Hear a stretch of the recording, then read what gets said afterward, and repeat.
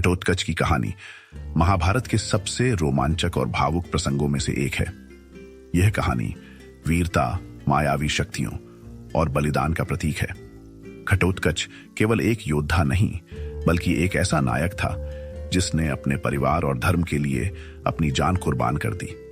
जब पांडव लाक्षागृह की साजिश से बचकर जंगल में भटक रहे थे, तब एक घने जंगल में उनका सामना हिडिंब नामक राक्षस और उसकी बहन हिडिंबा से हुआ। हिडिंब ने अपनी बहन को पांडवों को पकड़ने और मारने का आदेश दिया, लेकिन जब हिडिंबा ने भीम को देखा तो वह उन पर मोहित हो गई। उसने अपना राक्षसी रूप त्याग कर एक सुंदर स्त्री का रूप धारण कर लिया और भीम से विवाह करने की इच्छा व्यक्त की। भीम ने शुरुआत में इसे ठुकरा दिया, लेकिन युधिष्ठिर ने इसे स्वीकार कर लिया क्योंकि यह एक राजनीतिक और व्यावहारिक निर्णय था। भीम और हिडिंबा का विवाह हुआ और कुछ समय बाद उनके पुत्र का जन्म हुआ। इस बालक का नाम घटोत्कच रखा गया। घटोत्कच का जन्म सामान्य बालक की तरह नहीं हुआ। वह राक्षसी और मानवीय गुणों का अद्भुत मिश्रण था। जन्म लेते ही वह विशालकाय हो गया और अपनी मायावी शक्तियों का प्रदर्शन करने लगा। उसकी मां हिडिंबा ने उसे धर्म और निष्ठा का पाठ पढ़ाया। उसने अपने पिता भीम से बल और पराक्रम सीखा। घटोत्कच अपनी मायावी शक्तियों के कारण युद्ध में अजेय था। वह अपनी इच्छा से आकार बदल सकता था, उड़ सकता था और अदृश्य हो सकता था। महाभारत के युद्ध के दौरान जब पांडवों पर कौरव सेना का दबाव बढ़ने लगा, तो घटोत्कच को युद्ध में बुलाया गया। उसका प्रवेश किसी सुपर हीरो की तरह था। घटोत्कच ने युद्ध में अपनी मायावी शक्तियों का भरपूर उपयोग किया। उसने कौरव सेना पर कहर बरपाया।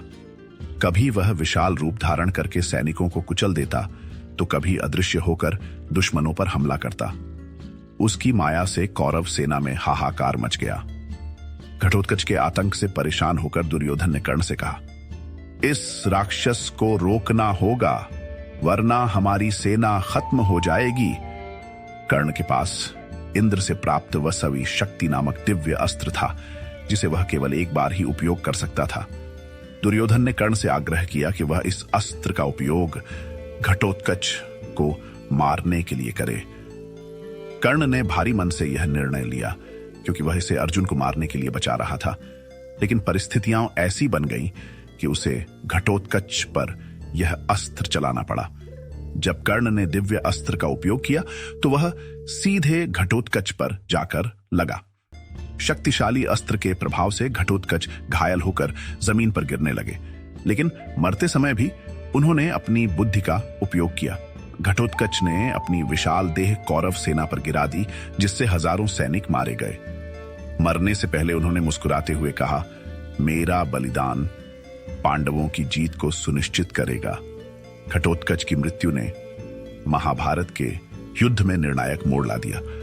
कर्ण का सबसे शक्तिशाली अस्त्र व्यर्थ हो गया, जिससे अर्जुन सुरक्षित रहे। कौरव सेना को भारी नुकसान हुआ, जो उनकी हार का कारण बना।